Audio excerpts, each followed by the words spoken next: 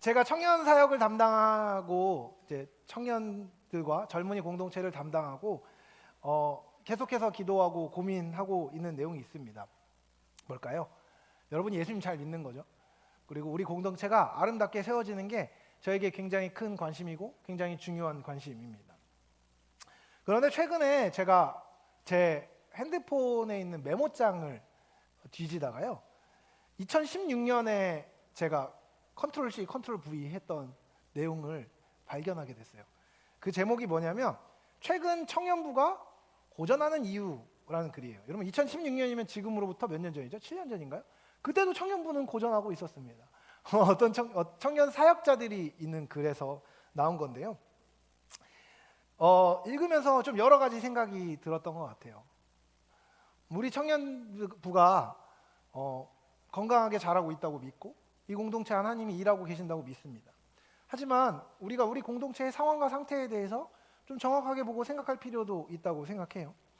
그런데 청년부가 고전하는 이유, 혹은 청년부 안에서 성장이 일어나지 않는 이유, 청년들이 청년부에 대해서 부정적인 생각을 갖는 이유에 대한 내용이 있어서요, 우리가 한번 제가 여러분한테 읽어드릴 테니까 같이 생각해 볼 수 있으면 좋을 것 같습니다.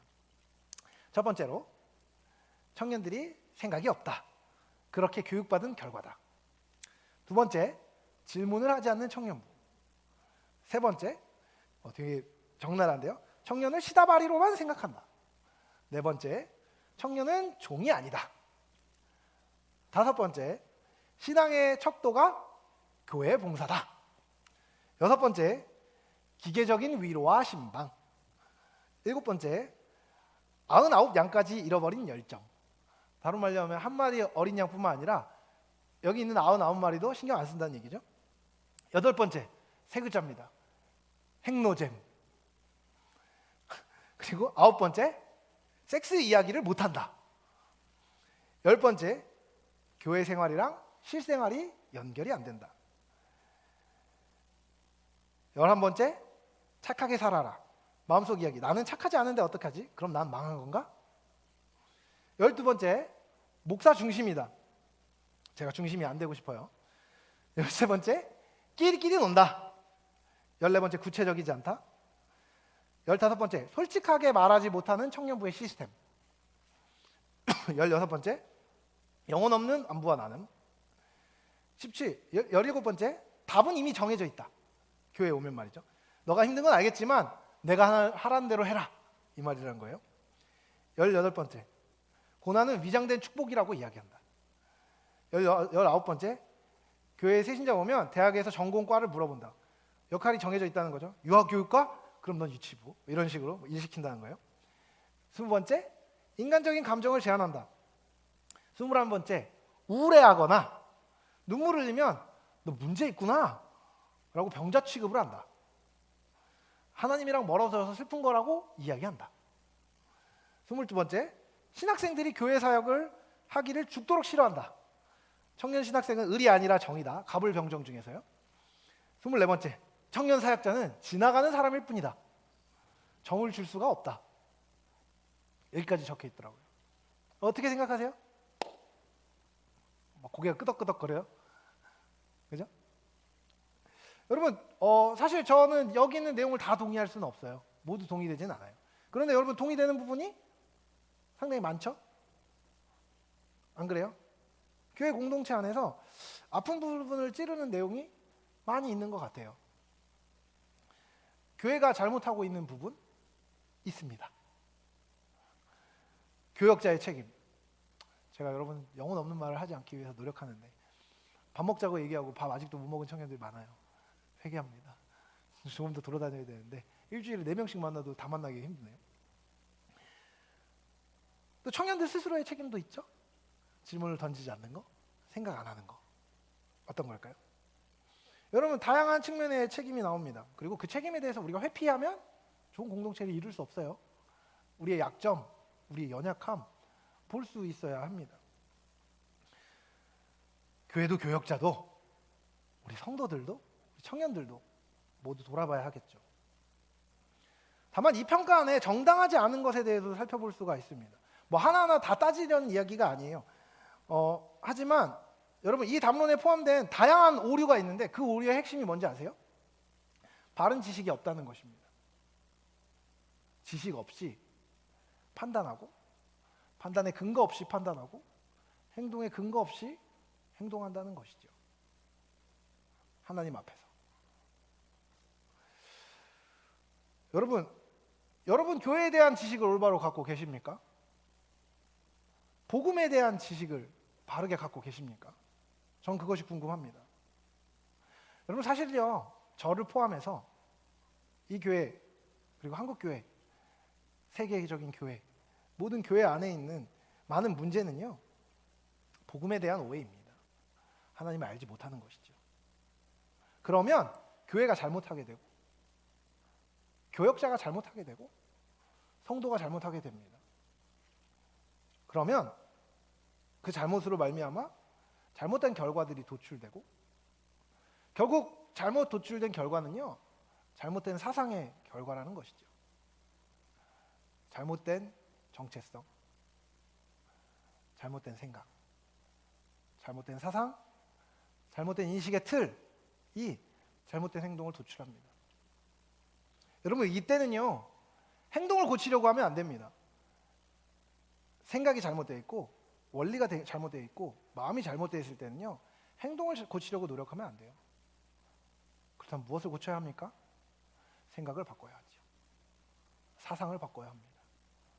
그리고 그것은요, 많은 기도와 바른 바램, 바른 갈망, 바른 방향을 필요로 하는 것입니다. 여러분 교회가 위기를 겪는 이유,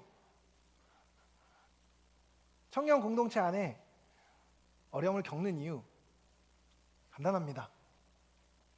가장 큰 책임은요, 목회자에게 있습니다. 그런데요, 그에 못지않은 중요한 책임은 무엇이냐면 참된 신자가 적다는 것입니다. 교회는요, 성도가 모여서 이루는 공동체입니다. 여러분 교회가 있으면 그곳에 성도가 모이나요? 아닙니다. 성도들이 모인 그곳이 교회인 것이죠. 성도가 있고 교회가 있지, 교회가 있기 때문에 성도로 채워야 하는 것이 아닙니다. 여러분 우리 안에 교회됨이, 우리 안에 성도됨이 온전한지를 점검해야 됩니다.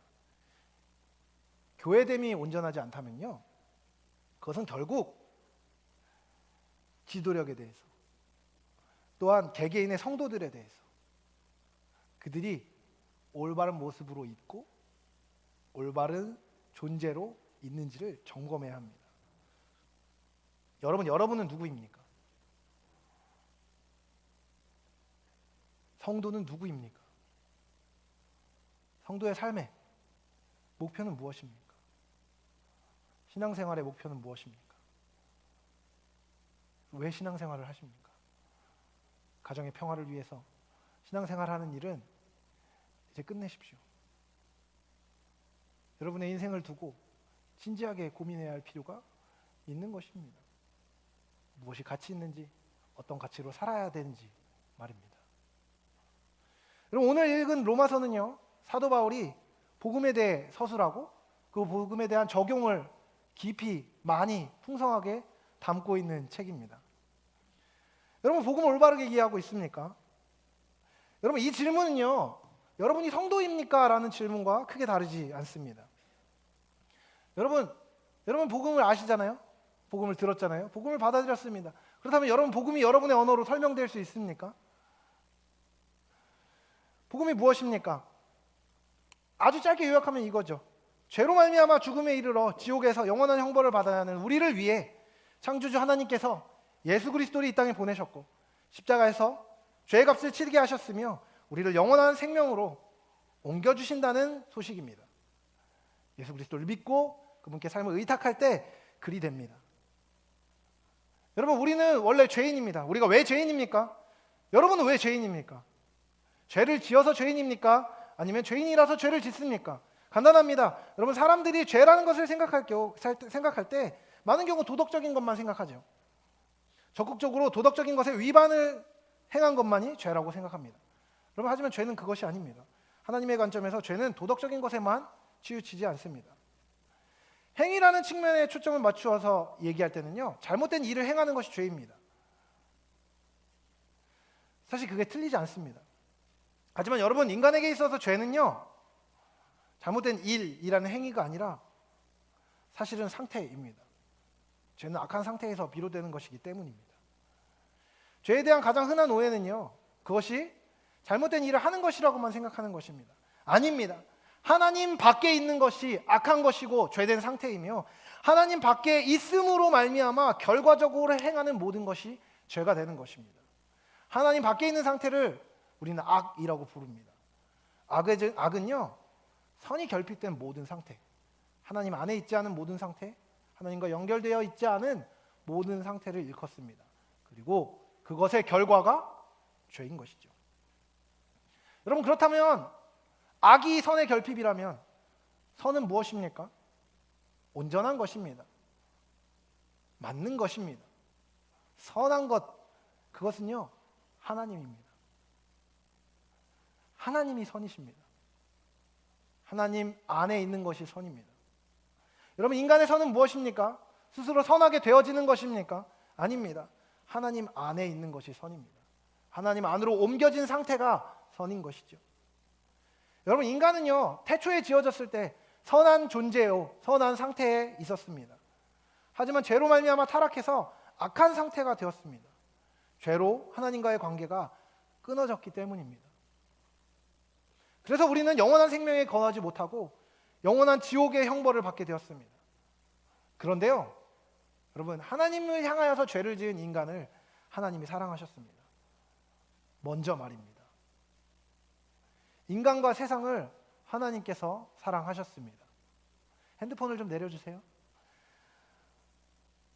여러분, 그분은요, 인간이 하나님 없이 지내는 악한 상태에 있는 것을 마음 아파하시고 미워하셨습니다. 악한 상태를 하나님은 원하지 않으셨기 때문에 그분은 우리 안에 생명이 있게 하길 원하셨습니다. 그래서 하나님이 우리를 구원하신 것입니다. 여러분, 어떻게 그렇게 하셨습니까? 십자가의 피로 예수님이 우리의 죄를 대속하셨습니다. 주의 복음 앞에 섰을 때 하나님께서는 우리의 영혼을 감화시키십니다. 그리고 거듭나게 하십니다. 우리의 영혼이 변화되고 거듭나면요, 우리의 영혼이 하나님의 사심을 알게 됩니다. 하나님이 살아계신 분이라는 것을 알게 됩니다. 하나님을 인지하게 됩니다. 그리고 스스로가 얼마나 어리석은 죄인인지를 알게 되는 것입니다. 그리고 그때 우리는 우리의 상태를 우리 스스로가 해결할 수 없다는 것을 알게 되고, 우리의 상태에 좌절하여 창조주이시며 구원자이신 하나님께 도움을 요청하게 됩니다.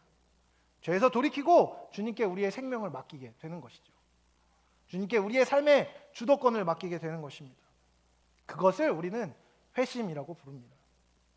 죄에서 돌이켜서 그리스도가 하나님이시며 그분을 향해 살 때 사망에서 생명으로, 악에서 선으로 옮겨짐을 믿고 그분을 주인으로 모시고 그분을 신뢰하며 삶을 의탁할 때 우리가 구원을 얻게 된다는 것입니다. 영원한 생명을 얻고 하나님의 영광에 참여하게 되는 것, 그것이 구원입니다. 하나님은 불쌍한 우리의 인생에 찾아오셔서 우리를 구하십니다. 그것이 구원의 의미입니다. 하나님이 우리를 구원하신 것은 여러분 목적이 있습니다. 바로 하나님의 영광입니다. 구원을 통하여 하나님은 당신의 사랑과 공의의 완전함을 보이시기를 원하셨습니다. 하나님이 의로우신 분이시기 때문에 죄를 멸하시고 죄를 단죄하셔야 하지만 그 단죄를 사랑하는 우리의 존재를 향하여서 불쌍히 여기시고 악을 직접 해결하시기 위하여서 당신이 그 악을 짊어지신 것이죠. 하나님께서는 예수 그리스도의 십자가를 통하여서 당신의 사랑과 공의의 완전함을 보이셨습니다. 그리고 그것을 통하여서 하나님이 어떤 분이신지를 보이시고 하나님이 최고의 영광을 받으시게 된 것입니다. 그렇기 때문에 여러분이 구원받았습니까? 그렇다면 여러분의 삶은요, 그 삶 자체로 여러분의 존재 자체가 하나님께 영광이 되는 것입니다. 여러분 기뻐하고 즐거워하십시오. 구원받은 여러분의 삶은요, 삶 자체로 하나님께 영광이 됩니다. 여러분 옆에 있는 사람을 보시겠습니까? 옆에 있는 그 사람이요, 하나님께서 구원한 사람이고, 그 사람을 구원하신 하나님은 그 사람의 됨됨이와 어떠함과 상관없이 그 사람을 사랑하시고 구원하시는 것입니다. 당신이 얼마나 교만하든, 당신이 얼마나 못났든, 당신이 얼마나 죄가 많든 상관하지 않으시고 하나님께서 당신을 용납하시고 구원하셨다는 그 사실 자체가 하나님의 사랑과 하나님의 흠없으심과 하나님의 거룩과 하나님의 영광을 드러내는 놀라운 통로인 것입니다. 당신의 존재 자체가, 여러분의 성도됨 자체가, 여러분의 존재 자체가 하나님의 자비와 은혜의 상징이 되는 것이죠. 여러분 근데 문제가 무엇입니까? 문제가 있습니다. 구원받은 자의 삶이요, 구원받은 그 시점에 끝나지 않는다는 겁니다. 구원을 받아도 우리는 여전히 죄와 허물이 많은 상태로 악한 세상의 구조 안에 살아가게 되어 있습니다. 인간이 죄로 말미암아 타락했을 때 많은 것이 바뀌었습니다. 세상의 구조도 마찬가지였습니다. 하나님을 사랑하고 하나님을 경외하며 이웃과 세상을 사랑과 자비와 긍휼로 대하는 것이 원래 하나님의 사랑의 법입니다. 그런데 인간이 타락하고 이웃과 세상을 사랑과 자비와 긍휼로 대하는 것을 실패합니다. 세상을 다스리고 올바르게 관리할 파수꾼의 역할을 저버리게 됩니다. 그로 말미암아 세상은 자기 사랑의 법에 빠지게 됩니다. 그래서 세상은 힘의 법이, 사망의 법이, 악의 법이 주장하게 되었습니다. 피조 세상도 이제 하나님이 구속하셔야 하는 상태가 된 것이죠. 그리고 그 세상 안에 구원받은 우리가 살아가고 있는 것입니다. 여러분 세상에, 악한 세상에 우리가 삽니다. 세상의 구조는 선하지 않습니다. 이 세상의 구조는요, 악하지요. 그래서 여러분이 죄를 짓고 싶다면 해야 되는 일은 아무것도 없습니다. 그냥 가만히 있으면 우리는 자연스럽게 이 구조 안에서 죄를 지어가며 살아갈 수 있습니다. 여러분 구원받았다는 것은요, 이제 우리의 영혼 유익이 하나님께 접붙임을 받았다는 것입니다. 다시 말하면 소속이 바뀌었다는 것입니다. 이 땅에 살지만 우리의 소속은 하늘에 있습니다. 하늘나라에 있는 것입니다. 외국에 산다고 해도 여러분 우리가 외국으로 지금 나가도요, 그리고 그곳에서 몇 년을 살게 되더라고요, 어지간한 절차를 거치지 않는 한 계속해서 우리는 대한민국 국민입니다. 그리고 대한민국의 법의 보호를 받죠. 대한민국의 질서에 따라 살아갑니다. 여러분 우리는 속인주의입니다. 우리나라는. 여러분 미국에서 마리화나나 여러분 마약이 합법인 주가 있다고 한번 생각해 볼까요? 그 주에서는 그 마리화나가 합법이라서 그곳에서 마리화나를, 대마초를 피울 수 있습니다. 근데 여러분 그렇게 피우면 한국 오면 어떻게 되죠? 잡혀갑니다. 왜요? 그 나라의 법은 그래도 우리나라의 법은 그것을 범죄로 여기기 때문입니다. 우리는 우리나라의 법에 따라 살아가는 대한민국 사람입니다. 하나님 나라에 접붙여진 우리는 하늘의 법에 속한 상태로 하나님 나라의 아름다움을 드러내며 살도록 부름받은 것입니다. 이 악한 세상에서 우리는 구원받은 존재로 계속해서 살아가도록 부름받은 존재인 것이죠. 그렇기에 구원받은 우리의 삶은요, 이 세상의 악한 가운데서도 의를 행하고 주의 뜻을 행해야 합니다. 그 당위가 거기서 생겨나는 것입니다. 오늘 본문에서 바울이 너희 지체를 불의의 무기로 죄에게 내어주지 말라고 한 것은 무엇입니까? 이 세상이 악하고 구조가 악하고 만연한 죄악 가운데서 그 악에게 몸을 맡기지 말라는 것입니다. 여러분에게 누가 악으로 대할 때요, 악으로 대항하지 말라는 것입니다. 여러분 우리는요 자유의지가 있습니다. 그래서 우리의 힘으로 행하죠. 하나님은 여전히 우리를 구원하시고 구속하시고 당신의 나라의 법에 살도록 하셨지만 그 법 안에 사는 우리는요, 그 법을 바라보며 우리가 선택하며 살게 될 것입니다. 여러분, 악에게 내어준다는 것은 무엇입니까? 세상의 이치와 법에 나의 몸과 마음을 위탁한다는 것입니다. 그리고 내 마음에 있는 내 마음대로 하고 싶은 것에, 나의 죄악의 법에 그 법이 나를 움직이도록 하는 것입니다. 다른 말로 하면 본능에 몸을 맡기는 것입니다. 바울은 그렇게 하지 말라고 이야기합니다. 왜 그렇죠? 예수님의 죽음과 부활이 우리에게 알려주는 것이 있기 때문입니다. 여러분, 이 땅의 법에 있대요 계속해서 살아가면 죽임을 당합니다. 죽음으로 계속해서 가게 될 것입니다. 십자가에 못 박히고 끝인 것이죠. 하나님과 연결될 수 없다는 것입니다. 하지만 예수님은 그것을 끝내기 원하셨습니다. 그래서 그분은 죽음을 끝으로 두신 것이 아니라 부활과 구원의 영광으로 우리를 부르신 것입니다.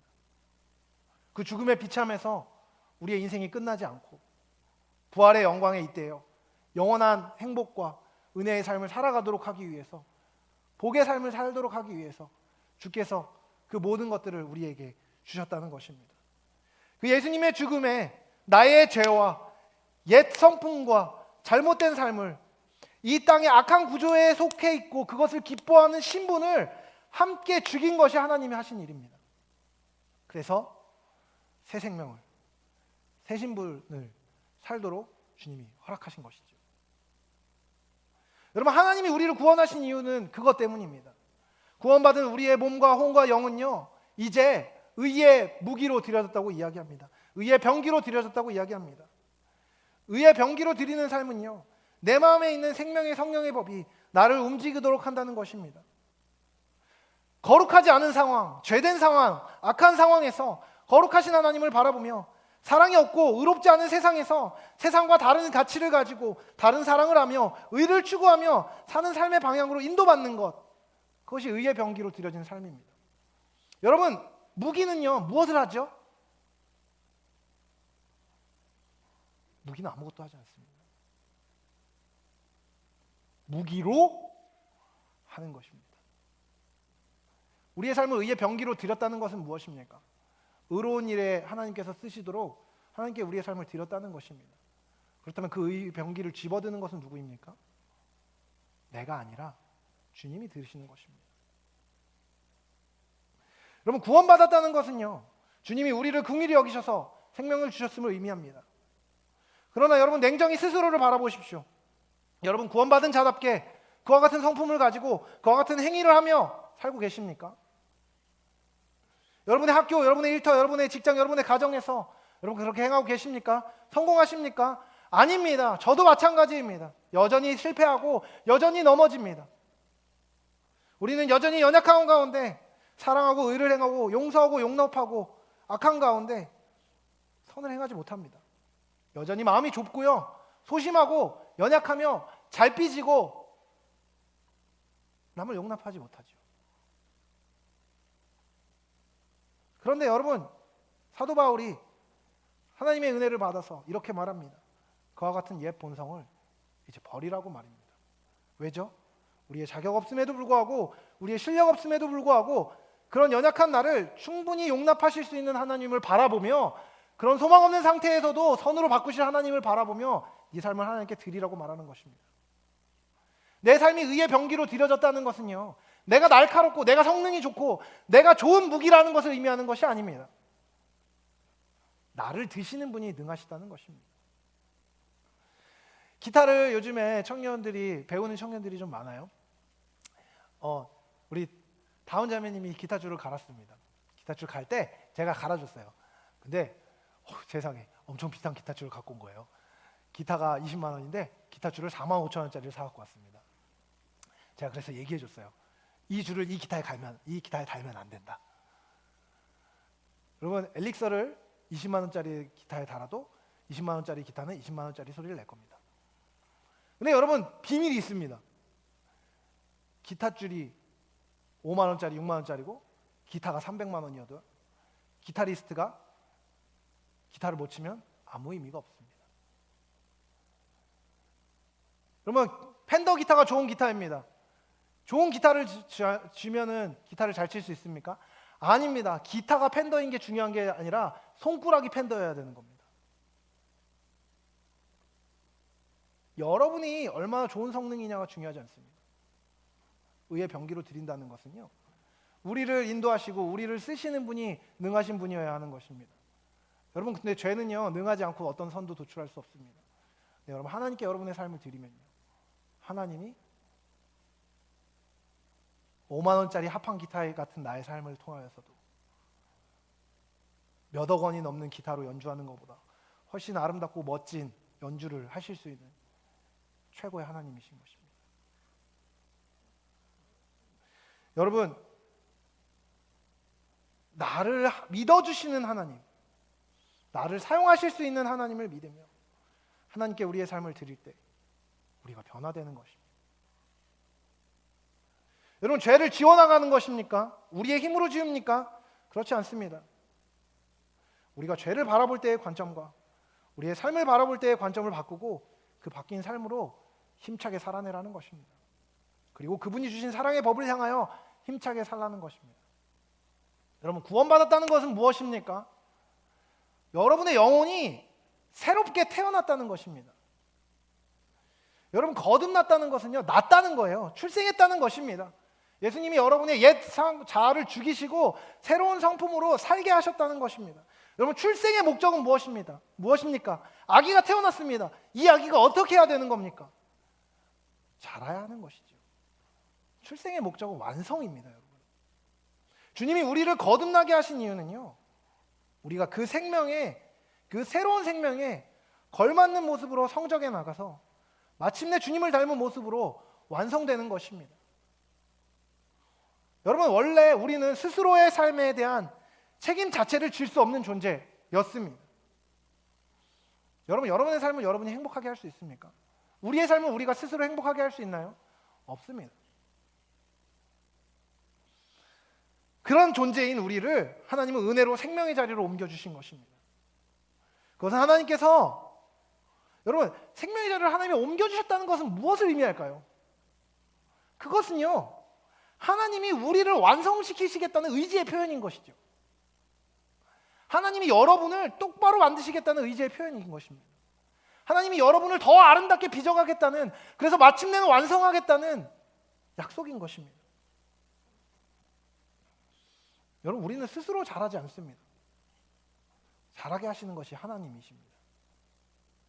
여러분이 잘할 수 없다고 해도요, 하나님을 신뢰함으로 그분의 진리의 말씀이 지도하는 것에 순종하십시오.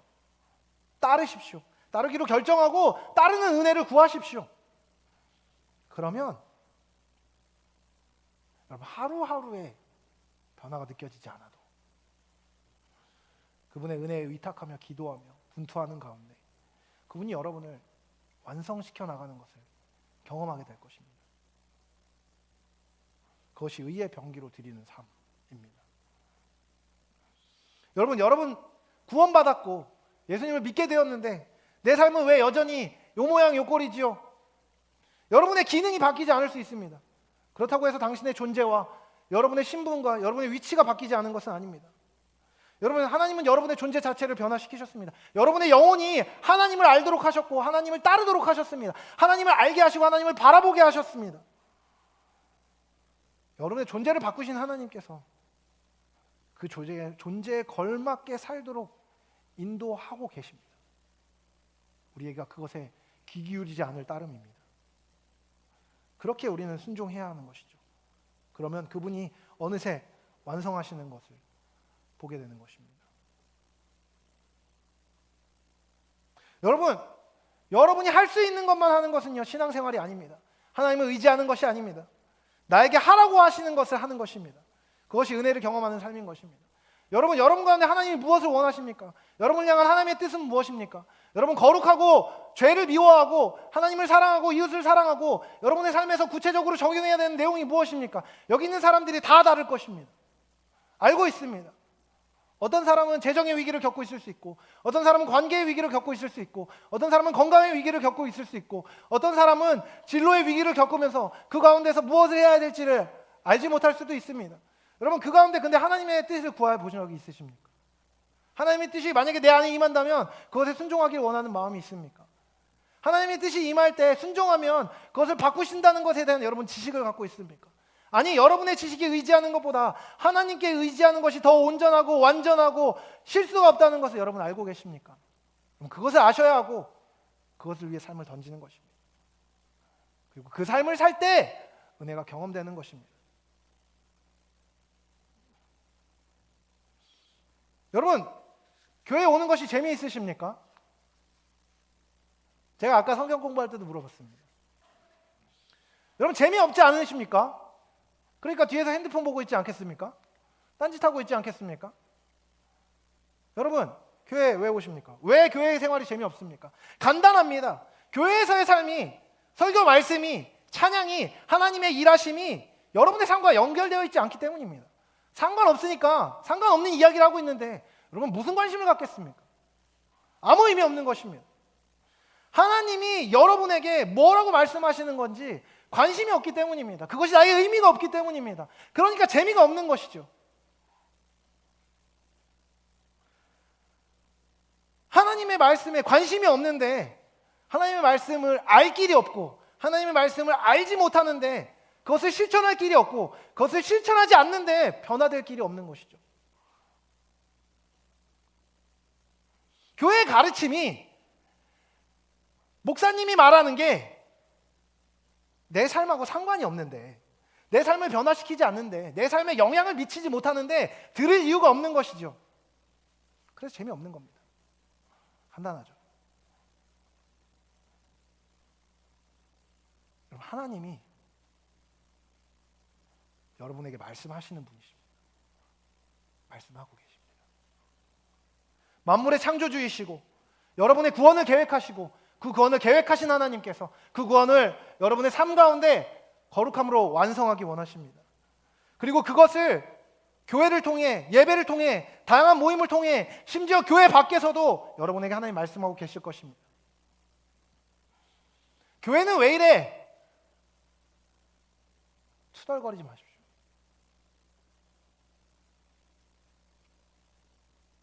하나님의 뜻에 관심이 없는 사람, 교회의 부패한 모습을 보고 잘못된 모습을 보면서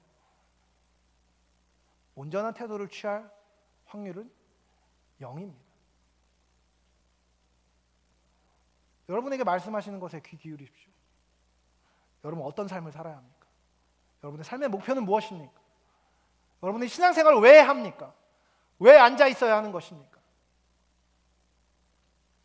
험하고 악하고 당신의 변화된 삶의 가치를 부정하는 세상에서 어떻게 살아야 하는지를 고민하지 않는 사람이 사랑과 의, 거룩함과 자비, 은혜에 대한 이야기 아무 의미 없습니다. 여러분 그것에 대한 명확한 견해가 없는데 명확한 인식의 틀이 없는데 진리를 향한 태도가 없는데 진리를 향한 헌신이 없는데 세상에 말초적인 자극에 바로 올바른 반응을 할 수 있겠습니까? 돈에 대해서, 섹스에 대해서, 명예에 대해서 말초신경을 자극하는 그 재미에 대해서 바른 태도를 취하고 그것을 어떻게 분별할지에 대한 것들이 여러분의 삶에 고민되고 적용될 수 있겠습니까? 취할 이유도 없죠. 그냥 마음대로 하면 되는 것이죠. 그와 같은 생각을 가진 사람들, 그와 같은 태도를 가진 사람들, 하나님 앞에 온전한 마음을 가질 생각 자체가 없는 사람들에게 오늘의 말씀을 의의 변기로 드리라는 얘기는요, 여러분 그냥 변기 같은 얘기입니다. 여러분 무엇을 원하십니까? 무엇을 향해 가십니까? 여러분 모든 사람의 목표를 이야기해 드릴까요? 간단합니다. 예수님을 닮는 것이죠. 하나님의 영광을 드러내는 것입니다.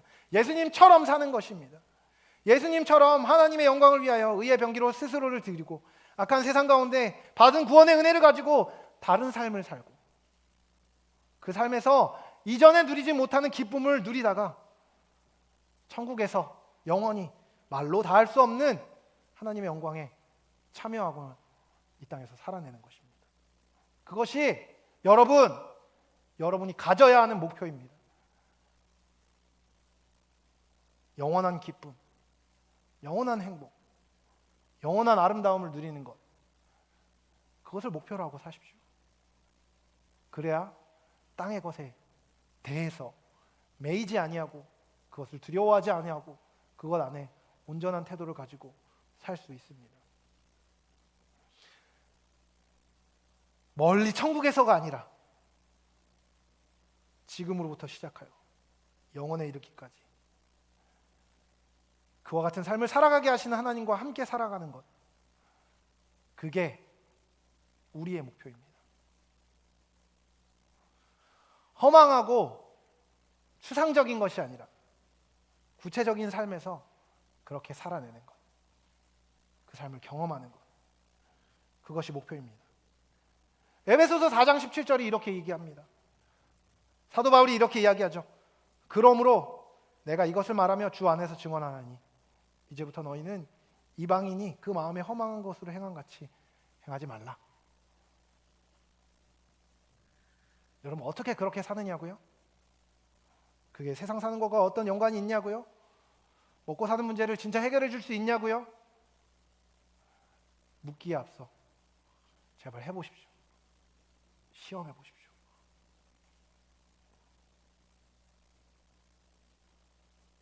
하나님이 살아계십니다. 살아계신 하나님께서 여러분을 구원하셨듯이 여러분을 성숙과 온전의 길로, 완전의 길로 인도하실 것입니다. 죄에서 돌이키고, 허물에서 돌이키고, 연약함에서 돌이키고, 나의 한계를 핑계하지 아니하고 한계를 넘어서서 나를 선으로 인도하실 수 있는 하나님을 바라보며 그 하나님의 선하심을 경험하는 여러분이 되시길 사랑하는 주님의 이름으로 축복합니다.